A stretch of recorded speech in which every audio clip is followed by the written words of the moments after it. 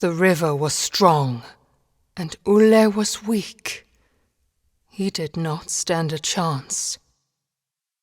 But soon the sound of the river faded.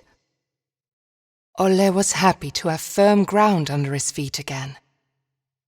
Olle! As the bramble crawled closer and closer, he felt as if a darkness took hold of his heart and filled it with fear. But then there was a light. He had overcome the darkness. He had reached the mountain. He could finally find his sister. As he reached the summit, Olle felt regret. Regret that he could not stop his sister from being taken. Regret that he could not stop the woman from drowning her child. Regret that he had killed the shapeshifter in the forest. Now the mountain stood before him, and he wished he could ask their forgiveness. The Lichtgubbe was older than the mountain, almost as old as the world itself. He was the keeper of secrets, the gatherer of stories. A nightmare woke him up. Frightened by his mother's bedtime story, he searched for his sister's comfort, but she was nowhere to be found. The darkness outside scared him. But not being with his sister scared him even more. There once was a girl who snuck out of her bedroom window at night, even though her mother had told her not to. She went into the forest, and at first it welcomed her with warmth and a promise of adventures. But soon the forest seemed to grow colder and darker. The girl was afraid, and she wanted to go home, but Bramble crawled around her arms and legs, and she could not get away. And the girl was never seen again. That is what happens when you do not listen to your mother. Especially you, Lilimur, their mother had said before kissing them goodnight. A nightmare woke her up. Frightened by her memories, she searched for her brother's comfort, but he was nowhere to be found. However, the darkness outside did not scare her, because she knew she had her brother. The nearby forest was a familiar place during the day, but at night it was a different story. There was no trace of Lilimur, and Ulle wished he could ask the pine cones if they had seen her. But if the pine cones knew about her fate, they kept it to themselves. A light in the dark, a symbol of hope, a spark of courage. "What do you have there?" Lilimur asked. "It glimmers beautifully." "What a strange rock, light as a feather." She investigated closely. Ulle was relieved to have found his sister, and happy that she liked the stone. "Let us play, little brother," Lilimur bubbled. "See if you can knock down this pine cone." Together, they tumbled down deeper and deeper through the old ruin. "Follow me, little brother. I will protect you," Lilimur said. She was never scared like him. Ulle wished he could be a little more like his sister. Lilimur loved adventures, and Ulle loved Lilimur. They were both curious in different ways, while Lilimur quickly ran along. Ulle could get completely enthralled. And suddenly, Ulle was alone again. Gnomes are peculiar and playful creatures. They live peacefully in daylight and keep in their houses at night. Visitors that don't want to eat them were unheard of, until this day. The Frog King made sure that his new friend did not drown. But without his sister, he felt like the loneliest child in the world. He just wanted to find Lillemor and go home. But to do that, he had to find where the big troll had taken her. Olle wanted to cry. A couple of hours ago, he had been in his warm bed. Now, he had almost died several times. His sister was gone, and he was soaked in smelly sewer water. Olle felt bad for the ill-treated giant. Lemmes might be big, but he had a warm stone heart. All he longed for was a friend, but his face scared away most. Even so, it seemed like he had found one. Olle was comforted by the morning sun. He had survived the night, but just barely. At least he had found the stone again.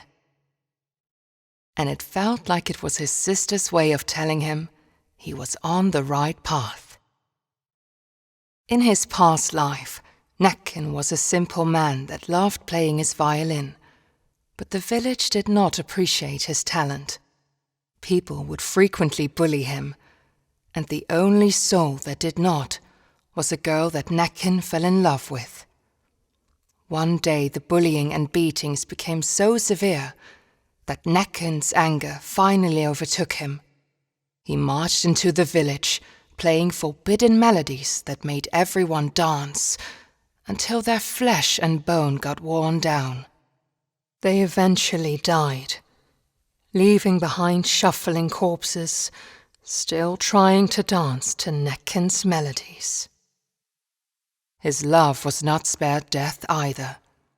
Devastated, Näcken left the town and lived by the lake, drowning in his sorrow, where he still lures people with his deadly music. Tuva was a light in the darkness.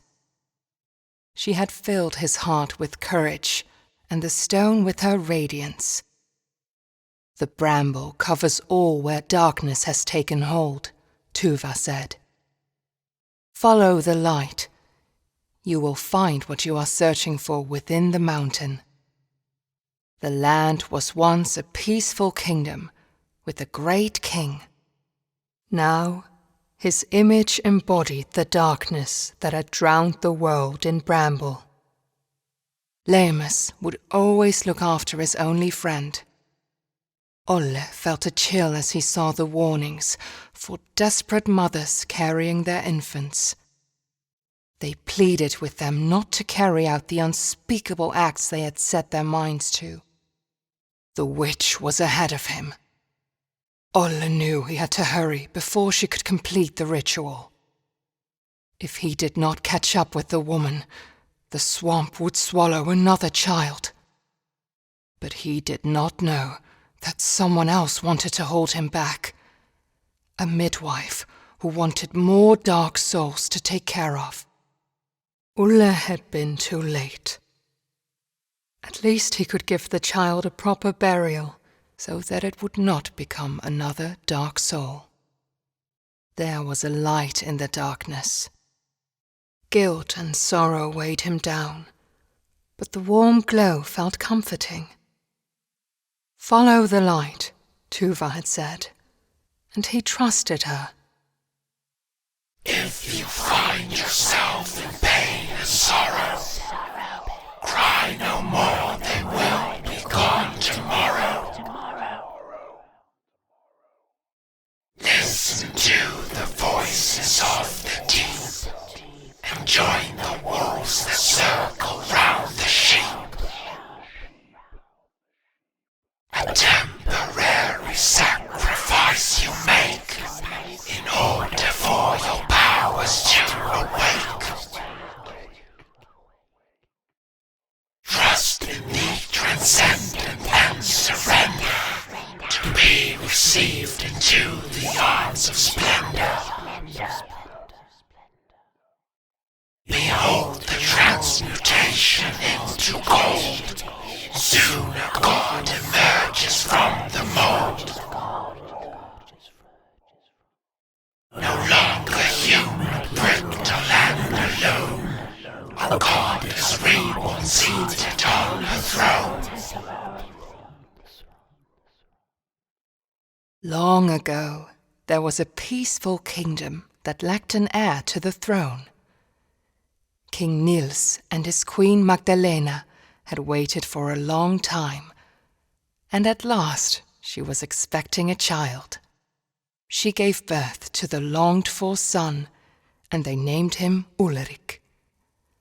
But suddenly, doctors crowded around the queen's bed.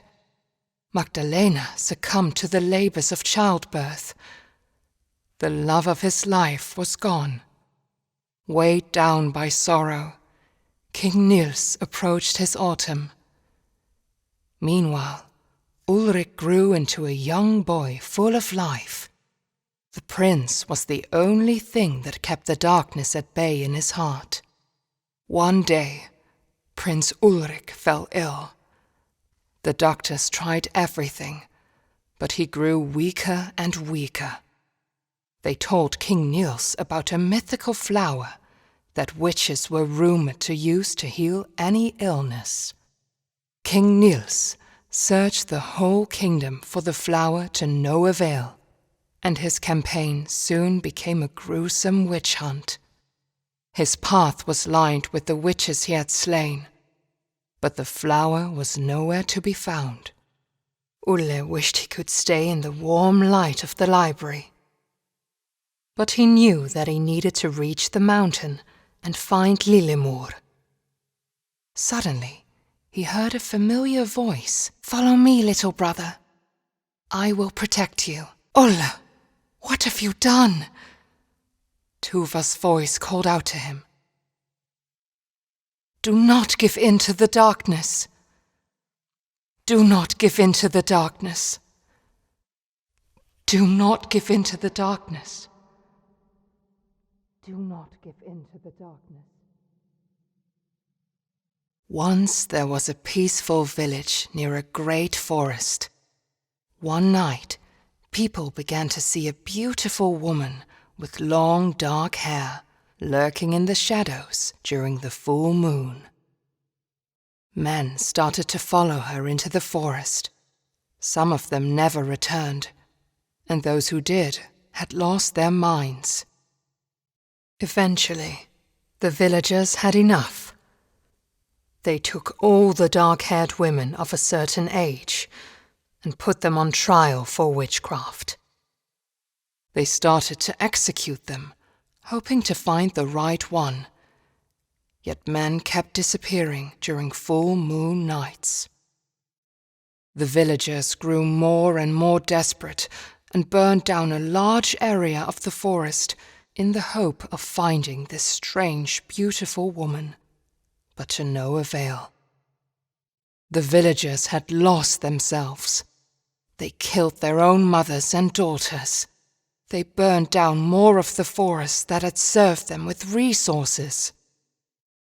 Then one night, when the moon shone at its brightest, 5 brave men took matters into their own hands. They put on their coats and walked into the burnt forest to hunt for the woman with the dark hair. After a time, they saw the beautiful woman standing in a clearing. The men were instantly enchanted and followed her deep into the forest's heart. She was a shapeshifter that mimicked what men wanted to see in order to lure them away. When they were close enough to touch her, she transformed into something monstrous. She ripped their chests open, hung them up in the trees, and drew strange powers from their still beating hearts. And no one would ever see them again. Dear diary, I am so in love with him. I cannot even describe it. It feels like he loves me too. Our village still tries to heal its wounds from the dark days, but at least me and my love survived and have each other. After the horrible witch hunt, we thought we were safe. We thought we would have peace. But then the plague came to our village. Feels like the plague is some kind of punishment for our sins. Maybe we deserve this. People say they have seen an old woman with a rake at night. Every house she passes, people inside get sick. I hope she does not come to my house. Every morning someone new has fallen ill, and shortly thereafter they die. We do not even dare to give them a proper funeral. It is horrible. The dead are rising from their graves, and they eat the ones left alive. I have locked myself in the house. I got separated from my love. I wish I could be with him. I hope I can meet him in the next life. I'm out of food, and the dead are right outside my door. I miss him so much. He had reached the end that Tuva had pointed him towards. Now, entering the halls of the mountain, Ulle was ready to find his sister. The gate that was meant to be closed forever now opened. The mountain king who was meant to be hidden forever was now revealed. He just had to reach the sack before Lillemor ended up as the giant's dinner. With the bramble weakened, the mountain king saw clearly for the first time in centuries. And what he saw reminded him of his beloved son. He would not lose him again. This time, King Nils would overcome the darkness. Tuva had one last gift to give to Ulle. And with the Mountain King dead, his prison started to crumble. The Lemmus would always look after his friend. The source of the curse blossomed. King Niels tore the bramble rooted in his back and brought it all to an end. The only way to get to Lillemor was now up and in. Exhausted, bloody, and at his wits' end, King Nils came to a witch's house on the outskirts of his kingdom. He fell to his knees, begging the witch to help cure his son, and she agreed. The witch explained that the flower held tremendous power that could only very carefully be used for good. The witch instructed he only use a single petal. Using the whole bloom would only invite death.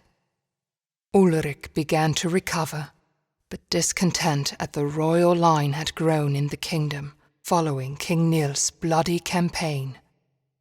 The next day, King Niels found his son dead, and the last light holding his darkness at bay was snuffed out. Heartbroken, King Niels turned to the bloom which had promised life, and instead saw it as an escape from his suffering.